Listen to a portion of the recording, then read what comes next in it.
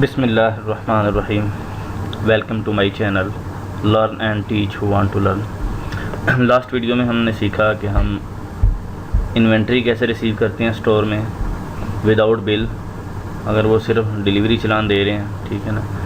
अब हम अगर वेंडर इनवाइस बाद में भेजता है डिलीवरी चलान अटैच करके, तो उसकी इनवाइस कैसे एंटर करेंगे।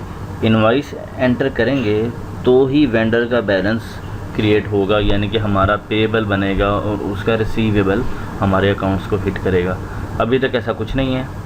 हम जब तक बिल एंटर नहीं करेंगे उसका बैलेंस क्रिएट नहीं होगा, ठीक है। तो ये फर्स्ट स्टेप था, परचेज़ ऑर्डर हमने इशू कर दिया। सेकंड पे हमने इन्वेंट्री रिसीव कर ली। थर्ड पे अब हम एंटर बिल करेंगे, ठीक है ना। अब यहाँ पे वेंडर सिलेक्ट कर लेना है। वेंडर सलीम इलेक्ट्रिक कंपनी और शबीर इलेक्ट्रिक से हमने मटेरियल रिसीव किया और इनके बिल आ चुके हैं। अच्छा, ये बिल आप इसे चूज़ कर लें। वो कह रहा है use item receipt date for the bill date. Bill date के लिए कह रहा वही कर लें, तो आपकी मर्ज़ी है, जैसी आपकी जो SOP हैं कंपनीज़ के। कुछ कंपनीज़ में तो ये होता है कि ये डिलीवरी डेट से वो इन्वाइस ले लेते हैं। कुछ कंपनी में होता है कि भाई डिलीवरी आपने जब भी दिया आप इन्वाइस देंगे तो आपके डे स्टार्ट होंगे, क्योंकि हमने भी अपनी वर्किंग करनी होती है इंटरनल। तो ये कंपनी के SOP में होता है, डिपेंड करता है। हमने जस्ट एंट्री करनी है तो हम ये उसकी जो DC डेट है, डिलीवरी डेट, उसको ले लेते हैं। इस पर मैं ओके करता हूँ। ओके किया तो ये इनवाइस ओपन हो गई है जी। बिल ये आ रहा है बिल, ठीक है। यहाँ पे उसका हम बिल नंबर दे सकते हैं, ठीक है। बिल नंबर 1001 कर देते हैं, ठीक है।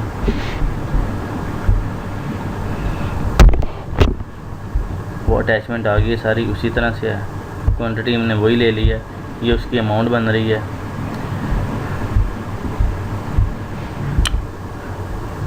ठीक है। ये अमाउंट इधर भी दे रहा है जी, 6,70,000 के साथ। ये वही आइटम्स हैं, 10-10 जो हमने ली हैं। सेव एंड न्यू करता हूँ क्योंकि मैं चाह रहा हूँ कि शबीर के भी एंट्री इधर ही कर दूँ मैं। You have changed transaction. Do you want to record the changes? Yes. ठीक है, ये कर चुका मैं।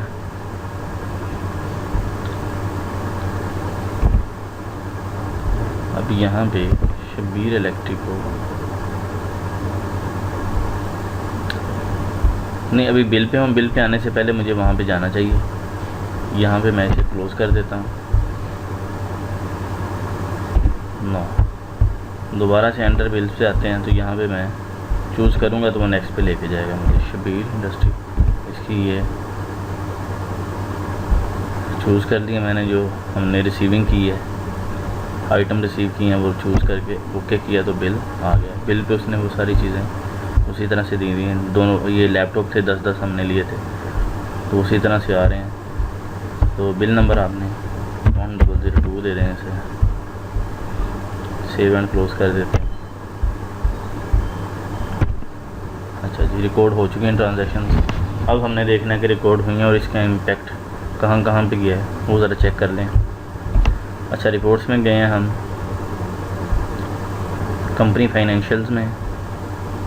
यहाँ पे प्रॉफिट एंड लॉस स्टैंडर्ड, ज़ाहिरी बात है अभी तो प्रॉफिट एंड लॉस वाला तो सीन नहीं होगा, लेकिन मैं फिर भी दिखा देता हूँ आपको। ये देखिए अभी तक एम्प्टी है क्योंकि हमने कोई सेल नहीं की अभी तक, ठीक है। बैलेंस शीट पे इसका इफ़ेक्ट ज़रूर जाएगा, वही जाना चाहिए। तो मैं बैलेंस शीट आपको दिखा देता हूँ, ठीक है।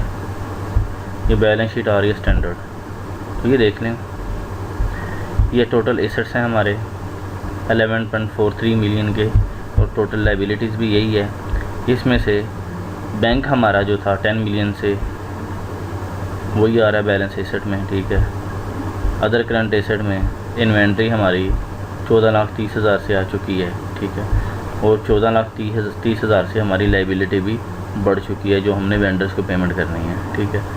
तो ये हमारे बैलेंस अपडेट हो चुके हैं।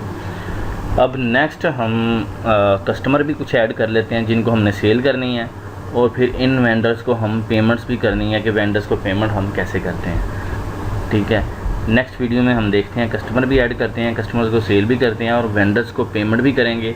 और जब कस्टमर से हमें पेमेंट आ जाएगी तो वो भी हम एंट्री करेंगे स्टेप बाय स्टेप। तो ये वीडियो मैं यहीं पे क्लोज़ करता हूँ।